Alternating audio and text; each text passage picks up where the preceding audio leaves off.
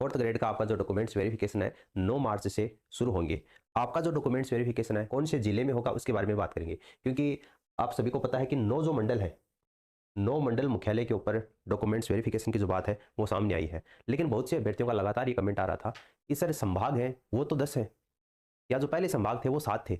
तो ये जो राजस्थान का 33 जिलों के अनुसार जो मैप है वो आप यहाँ पर देख सकते हैं। ये 33 जिलों के अनुसार है। इसमें राजस्थान में 7 संभाग है और संभाग को क्या बोलते हैं अपन, मंडल बोलते हैं। तो 7 संभागों के अनुसार ये जो 33 जिले हैं, ये आप देख सकते हैं कौन सा जिला है वो कौन से संभाग में या कौन से मंडल में आता है। लेकिन खबर निकल कर आई थी कि 9 मंडलों पर आयोजन किया जाएगा। तो फिर ये 7 संभाग है 9 मंडलों पर कैसे होगा, है ना। बहुत से अभ्यर्थियों को ये कन्फ्यूजन था। तो मैं आपको बता दूं कि ये जो 7 संभाग है यहाँ पर नहीं होगा।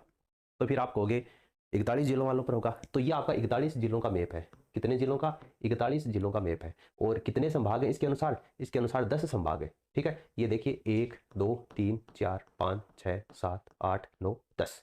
ठीक है, तो कितने संभाग हो गए, 10 संभाग हो गए। 10 संभाग का मतलब कितने मंडल हो गए, 10 मंडल हो गए, है ना। तो फिर वही बात, मंडल तो 9 होंगे। 9 मंडल मुख्यालयों पर आपका डॉक्यूमेंट्स वेरिफिकेशन होगा। इसका मतलब ये जिले हैं, ये मंडल है, ये भी नहीं होने वाला है। तो फिर 9 मंडल हैं कौन से, तो ये है 9 मंडल। ठीक है, राजस्थान शिक्षा विभाग यानी कि माध्यमिक शिक्षा विभाग के 9 मंडल कौन कौन सी हैं, ये है 9 मंडल। पहला अजमेर मंडल, दूसरा भरतपुर, तीसरा बीकानेर, चौथा चूरू, पांचवा जयपुर, छठा जोधपुर, सातवां कोटा, आठवां पाली और 9वां मंडल कौन सा है आपका, उदयपुर मंडल है। अब कौन से मंडल में कौन सा जिला आता है वो आप यहाँ पर देख सकते हैं। ठीक है, जैसे आपका राजस्व विभाग कहाँ पर आपका, अजमेर में है। तो सबसे पहले अजमेर की बात कर लेते हैं अपन। आप अगर अजमेर, भीलवाड़ा, नागौर, टोंक जिले से संबंधित है तो आपका जो डॉक्यूमेंट्स वेरिफिकेशन का कार्य होगा वो अजमेर मुख्यालय पर होगा, अजमेर संभाग मुख्यालय पर, यानी अजमेर जिले में आपका होने वाला है। कौन सी जगह पर होगा इसके लिए अलग से एक लिस्ट जारी की जाएगी। उस लिस्ट में आपका नाम होगा, आपके रोल नंबर होंगे, आपके जिले का नाम होगा, कहाँ पर आपका डॉक्यूमेंट्स वेरिफिकेशन होगा, और उस जगह का नाम भी पर्टिकुलर उसमें दिया हुआ होगा। तो आपको टेंशन लेने की आवश्यकता नहीं है। 1-2 दिन में उसकी लिस्ट है वो जारी कर दी जाएगी। आपको हमारे टेलीग्राम चैनल के ऊपर उस लिस्ट को प्रोवाइड करवा दिया जाएगा, वरना आप लगातार हमसे जुड़े रहिए। जैसे ही लिस्ट आती है तो आपको सूचना दे दी जाएगी। तो अजमेर, भीलवाड़ा, नागौर, टोंक वाले जो भी अभ्यर्थी है उनका डॉक्यूमेंट्स वेरिफिकेशन कहाँ पर होगा, अजमेर जिले में होगा। भरतपुर, धौलपुर, करौली, सवाई माधोपुर से जो भी बच्चे संबंधित हैं उनका डॉक्यूमेंट्स वेरिफिकेशन भरतपुर में होगा। और बीकानेर मंडल में आपका बीकानेर, हनुमानगढ़ और श्रीगंगानगर, इन जिलों से कोई अभ्यर्थी संबंधित है तो उसका बीकानेर में होगा। चूरू, सीकर, झुंझुनू वालों का चूरू मंडल में होगा। ठीक है, जयपुर में देखिए, जयपुर, अच्छा सीकर को लेकर कंफ्यूजन है काफी अभ्यर्थियों को कि जयपुर में होगा। ठीक है, लेकिन सीकर जो है वो चूरू मंडल में आ गया है। ठीक है, ये जो राजस्थान शिक्षा विभाग है इसमें जो सीकर है इसको चूरू मंडल में डाल दिया है। तो सीकर वाले बच्चों का जो डॉक्यूमेंट्स वेरिफिकेशन है वो कहाँ पर होगा, आपका चूरू में होगा। और अगर कोई अपडेट आता है तो सूचना आपको प्रोवाइड करवा दी जाएगी। इतना ज्यादा आपको टेंशन लेने की आवश्यकता नहीं है। इसके अलावा जोधपुर में देखिए, जोधपुर, बाड़मेर, जैसलमेर से जो भी व्यक्ति संबंधित है उनका जोधपुर में, कोटा, बूंदी, बारा, झालावाड़, ये हाड़ौती वाले चारों जिले हैं, कोटा मंडल में होगा। पाली, सिरोही, जालौर वालों का पाली मंडल में, जबकि उदयपुर, बांसवाड़ा, चित्तौड़गढ़, डूंगरपुर, राजसमंद और प्रतापगढ़ जिले से जो भी कैंडिडेट संबंधित हैं उनका उदयपुर मंडल में डॉक्यूमेंट्स वेरिफिकेशन का कार्य होगा। अब जब आप डॉक्यूमेंट्स वेरिफिकेशन करवाने के लिए जाओगे तो आपको क्या क्या लेकर जाना है, बहुत से अभ्यर्थियों को ये कन्फ्यूजन है। मैं लगातार जब कमेंट सेक्शन में देखता हूँ तो यही कमेंट है वो भर भर के आया हुआ रहता है। एक तो चेकलिस्ट का कमेंट बहुत आता है भाई साहब, एक तो टेलीग्राम पर भी चेकलिस्ट का कमेंट है वो भी बहुत आता है, और यूट्यूब पर कमेंट सेक्शन में भी बहुत है। तो देखिए चेकलिस्ट को लेकर जैसे कोई अपडेट आएगा, विभाग के द्वारा चेकलिस्ट प्रोवाइड करवाई जाएगी तो वो उसकी सूचना मैं आपको दे दूंगा, टेलीग्राम पर भी डाल दूंगा और यूट्यूब पर भी मैं आपको बता दूंगा। तो उसको थोड़ा सा पेशेंस बनाए रखिए। ठीक है, बाकी आपको कौन कौन से डॉक्यूमेंट्स लेकर जाने हैं उसकी अगर अपन बात करें तो आप यहाँ पर देख सकते हैं कंप्लीट लिस्ट लेकर आया हूँ मैं। 25 से 30 डॉक्यूमेंट आपको लेकर जाने हैं। 25 से 30 क्यों बोल रहा हूँ, क्योंकि कुछ ऐसे डॉक्यूमेंट हैं जो सभी को नहीं लेकर जाने हैं, और कुछ ऐसे डॉक्यूमेंट हैं जो आपको कंपलसरी लेकर जाने हैं, उनके बिना आपका डॉक्यूमेंट्स वेरिफिकेशन नहीं होगा। ठीक है, अगर वो डॉक्यूमेंट्स आप नहीं लेकर जाओगे तो आपका जो रिजल्ट है वो अस्थायी कर दिया जाएगा। कल मैंने आपको वीडियो प्रोवाइड करवाया था, उसमें बताया था आपका रिजल्ट है वो प्रोविजनल कर दिया जाएगा। ठीक है, तो आपका रिजल्ट प्रोविजनल कैटेगरी में ना जाए इसके लिए आपको ये डॉक्यूमेंट्स है ये लेकर ही जाने पड़ेंगे। ठीक है, कोई अगर स्क्रूटनी फॉर्म में भरते समय आपसे कोई दिक्कत हो गई है, कोई त्रुटि हो गई है तो उसका शपथ पत्र आप जरूर बनवा लेना, वरना आपको प्रोविजनल कैटेगरी में डाला जा सकता है। और अगर इनमें से कोई डॉक्यूमेंट्स नहीं होता है तो भी आपको प्रोविजनल कैटेगरी में डाला जा सकता है। तो एक बार अपन फटाफट देख लेते हैं क्या क्या आपको लगाना है। और ये जो सारे डॉक्यूमेंट्स हैं ये क्रम से आपको लगानी है। सबसे ऊपर आपकी जो चेकलिस्ट है वो आपको लगानी है। फाइल में सबसे ऊपर आएगी आपकी चेकलिस्ट। चेकलिस्ट के बाद में आपका स्क्रूटनी फॉर्म, एसएसओ पोर्टल पर आपने जो स्क्रूटनी फॉर्म भरा है उस स्क्रूटनी फॉर्म का आपको प्रिंट निकलवा लेना है। अच्छा, ये भी कमेंट था कि उस स्क्रूटनी फॉर्म पर गजेटेड ऑफिसर के साइन करवानी है या नहीं करवानी है। तो अगर आपने करवा ली है तब तो ठीक है, और अगर नहीं करवाए हैं तो भी ठीक है, लेकिन अटेस्टेशन फॉर्म आपने जो भरा है उसके ऊपर जरूर करवा लेना, ठीक है। अटेस्टेशन फॉर्म पर गजेटेड ऑफिसर के साइन होने जरूरी है, तो उसके ऊपर आप जरूर करवा लेना। तो सबसे ऊपर चेकलिस्ट आ जाएगी, उसके बाद में आपका जो विस्तृत आवेदन पत्र आपने स्क्रूटनी फॉर्म पर एसएसओ पोर्टल के ऊपर जो भरा था उसके 2 प्रिंट आपको निकलवा लेने हैं, एक प्रिंट आपको बैकअप के तौर पर और एक जो प्रिंट है वो आपको इस चेकलिस्ट के नीचे लगा देना है। उसके बाद में आपका अटेस्टेशन फॉर्म है वो लगाना है।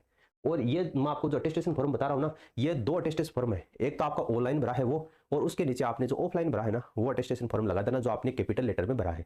अब जिन भी कैंडिडेट ने स्मॉल लेटर में भर दिया तो कोई दिक्कत नहीं है, वो स्मॉल लेटर वाला लगा देना, तो वो आपको यहाँ पर लगाने हैं और दोनों के ऊपर गजेटेड ऑफिसर के साइन होने चाहिए, ठीक है। अटेस्टेशन फॉर्म चाहे आपका ऑनलाइन हो चाहे ऑफलाइन हो, ठीक है, तो वो आपको यहाँ पर लगाने हैं। इसके अलावा आपने ऑनलाइन स्क्रूटनी फॉर्म भरते समय जो आवेदन शुल्क दिया है 100 रुपये की 110 रुपये की जो आपकी रसीद है वो रसीद आपको यहाँ पर लगानी है। इसके नीचे आपका चतुर्थ श्रेणी कर्मचारी भर्ती का आपने स्टार्टिंग में 2025 में जो एप्लीकेशन फॉर्म भरा था, अगर आपके पास में नहीं है तो एसएसओ आईडी पर जाओगे, माई रिक्रूटमेंट पोर्टल पर जाओगे तो वहां पर आपका पड़ा हुआ है, वो आपको एप्लीकेशन फॉर्म का प्रिंट निकाल लेना है, आपको वो लगाना है। इसके नीचे आपको एडमिट कार्ड लगाना है, अगर एडमिट कार्ड है तो लगा देना, नहीं है तो स्कोर कार्ड है वो आप लगा देना। स्कोर कार्ड कैसे देखना है इसके लिए मैंने अलग से वीडियो बना रखा है, वहां से आप देख लेना, वो स्कोर कार्ड है वो प्रिंट कर लेना और वो आप लगा देना। अगर एडमिट कार्ड है तो भी आप स्कोर कार्ड लगा देना, यानी कि दोनों लगा देना, कोई दिक्कत नहीं है। और नमूना हस्ताक्षर प्रारूप है, ये आपको सामान्य कागज के ऊपर इसका प्रिंट निकलवा कर लेकर जाना है, वहां पर जो भी कर्मचारी बैठेंगे उनके सामने आपको ये भरना है। अगर पहले भर लिया है तो भी कोई दिक्कत नहीं है, एक प्रिंट एक्स्ट्रा निकाल कर आप ले जाना, आपके पास में होना चाहिए, क्योंकि वहां पर जब वो बोलेंगे कि आपको लिखना है तब आपके पास में होगा, तब तो आप लिख दोगे, नहीं होगा तो एक फोटोकॉपी कराने के लिए आप दर दर बाहर भटकते रहोगे, तो ऐसी स्थिति का आपको वहां पर सामना नहीं करना है। तो नमूना हस्ताक्षर प्रारूप है, जो हैंड राइटिंग आपने भरोगे वो आपको इसके नीचे लगाना है। इसके बाद में आपकी जो 10वीं की मार्कशीट और 10वीं का जो प्रमाण पत्र है वो दोनों लगाने हैं, ठीक है, दोनों लगानी है, इसका मतलब दोनों ही लगाने हैं। अगर 10वीं की मार्कशीट के साथ में प्रमाण पत्र है तब तो ठीक है, अगर नहीं है तो जो 10वीं की मार्कशीट और प्रमाण पत्र अलग अलग है, 2003-4 से लेकर 2010-11 के बीच में जो भी कैंडिडेट ने 10वीं की है उसका मार्कशीट और प्रमाण पत्र अलग अलग आते थे, तो वो दोनों आपको लगाने हैं। उसके नीचे आपकी 12वीं की मार्कशीट और जो 12वीं का प्रमाण पत्र है वो आपको लगाना है, ठीक है। अगर आपने एप्लीकेशन फॉर्म में भरते समय केवल 10वीं तक का डाटा दिया है, स्क्रूटनी फॉर्म भरते समय केवल 10वीं तक की डिटेल भरी है, तब आप केवल 10वीं तक का लगा सकते हो, आगे आपको लगाने की आवश्यकता नहीं है शैक्षणिक योग्यता में। लेकिन अगर आपने फॉर्म भरते समय 10वीं तक का डाटा दिया था, स्क्रूटनी फॉर्म में ग्रेजुएशन तक का डाटा दिया है, तब आपको ये सारे लगाने पड़ेंगे, यानी 10वीं की मार्कशीट, 10वीं का बोर्ड सर्टिफिकेट, 12वीं की मार्कशीट, 12वीं का बोर्ड सर्टिफिकेट और ग्रेजुएशन और अगर पीजी का भरा है पोस्ट ग्रेजुएशन तो वो भी लगानी है। ग्रेजुएशन की 3 साल की मार्कशीट है उसकी फोटोकॉपी लगानी है और जो डिग्री है उसकी फोटोकॉपी लगानी है, ठीक है। फिर से बता देता हूँ, ये जो डॉक्यूमेंट्स है सारे, इनमें ये सारे ओरिजिनल लगेंगे, इनकी फोटोकॉपी लगेगी। उसके बाद में मूल निवास प्रमाण पत्र, पहले वाला तहसीलदार वाला नहीं चलेगा, डिजिटल वाला बनाया हुआ है तो वो लगाना है। अगर आवेदन की अंतिम तिथि से बाद का बनवाया है तब आपको शपथ पत्र लगा देना है, ठीक है, और मूल निवास प्रमाण पत्र लगाना है। इसके नीचे आपको आधार कार्ड की फोटोकॉपी लगानी है, कंपलसरी है, आधार कार्ड की फोटोकॉपी लगानी ही है। अगर आधार कार्ड की फोटोकॉपी में जन्म दिनांक और अगर नाम में मिस्टेक है तो एक एफिडेविट बनवा लेना और आधार कार्ड की फोटोकॉपी लगानी है। इसके अलावा अब बहुत से अभ्यर्थियों का ये कमेंट है कि हमारे फॉर्म में ये ऑप्शन ही नहीं था, क्यों नहीं था, क्योंकि अब जो फॉर्म है उसकी फीस तो लगती नहीं है, इसलिए फॉर्म फीस में किसको छूट चाहिए, इसलिए डायलॉग वाला ऑप्शन ही नहीं था। अरे था ऑप्शन, जब आप ये एप्लीकेशन फॉर्म लगाओगे ना, इस एप्लीकेशन फॉर्म में देखना एक कॉलम उसमें दिया हुआ है, अगर आपकी आय जो है वो 2.5 लाख रुपए से कम है तो आपने यस किया था या नो किया था। अगर यस किया था तब आपको 4 पेज वाला आय प्रमाण पत्र बनाना है और ये आपको यहाँ पर लगाना पड़ेगा। अगर वहां पर नो किया था तब आप ये आय प्रमाण पत्र रहने देना।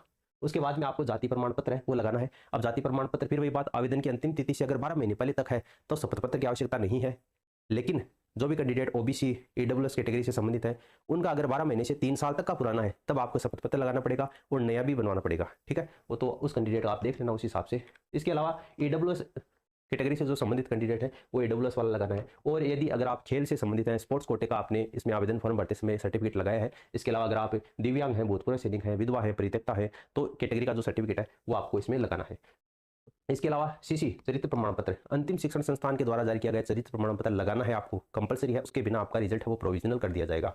इसके अलावा 2 राजपत्रित अधिकारियों के द्वारा आपको जो चरित्र प्रमाण पत्र थे 6 महीने से पुराने नहीं होने चाहिए, ठीक है, ये आपको इसमें लगानी है। इसके बाद में आपका जो सामान्य घोषणा पत्र है 50 रुपए के स्टाम्प के ऊपर आपने तैयार किया था, ये लगाना है। इसके नीचे विवाहित अविवाहित वाला जो है ना दहेज, और ये आपका बोर्ड के आधिकारिक प्रारूप के अनुसार विवाह स्थिति वाला 50 रुपए के स्टाम्प पर बनवाना था, ये आपको लगाना है, ठीक है। ये दहेज वाला था, इसमें आपका जो चाहे आप विवाहित हो चाहे अविवाहित हो दोनों को ही दहेज वाला लगाना ही है। क्यों लगाना है, विवाहित वालों को तो इसलिए कि उन्होंने दहेज नहीं लिया है, और अविवाहित वालों को इसलिए कि भविष्य में अगर उनकी शादी होगी तो वो दहेज नहीं लेंगे। इस तरीके से आपको दोनों लगाना है। और विवाह पंजीयन न होने पर आपको शपथ पत्र है वो देना। यदि आपका जो विवाह है वो 2006 से पूर्व हो चुका है लेकिन मेरी सर्टिफिकेट आपका नहीं बना है तो आपको ये शपथ पत्र है वो 50 रुपये के स्टाम्प के ऊपर लिखवाना पड़ेगा। इसके अलावा संतान संबंधी घोषणा पत्र है, ये आपको देना ही पड़ेगा।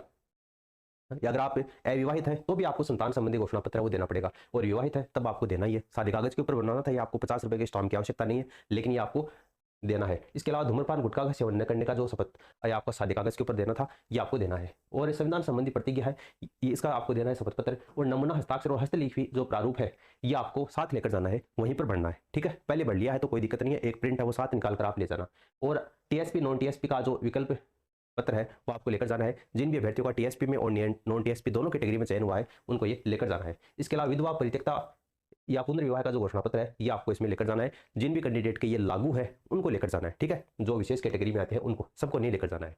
और जो भी कैंडिडेट है जो पहले से सरकारी सेवा में है वो चतुर्थ श्रेणी में आना चाहते हैं तो उनको एनओसी को लगानी है, सबको नहीं लगानी है, जो कैंडिडेट है उन्हीं को लगानी है। इसके अलावा आपको 5 जो पासपोर्ट साइज फोटो है वो लेकर जानी है। और स्क्रूटनी फॉर्म भरते समय अगर आपसे किसी भी प्रकार की गलती हो गई थी तो उसके लिए आपको अलग से शपथ पत्र बनवा लेना है और वो शपथ पत्र है वो आपको नीचे नीचे लगा देना है। तो इस तरीके से इतने जो डॉक्यूमेंट्स हैं वो आपको लगाने हैं। और आपका जो डॉक्यूमेंट्स वेरिफिकेशन का कार्य है वो कौन से मंडल मुख्यालय पर होगा वो आप यहाँ पर देख लेना। और अगर इससे रिलेटेड और भी कोई सूचना आती है, कोई लिस्ट जारी की जाती है तो वो सूचना आपको प्रोवाइड करवा दी जाएगी। अगर अभी भी आपको कोई सवाल है तो आप नीचे कमेंट सेक्शन में लिख सकते हैं। और इस वीडियो को अपने दोस्तों के साथ में आप शेयर कीजिए जो भी भाई बंधु चतुर्थ श्रेणी कर्मचारी से संबंधित है, ताकि उनको भी समय समय के ऊपर इस तरीके की न्यूज़ का फायदा मिल सके। फिलहाल इस वीडियो में इतना ही, धन्यवाद।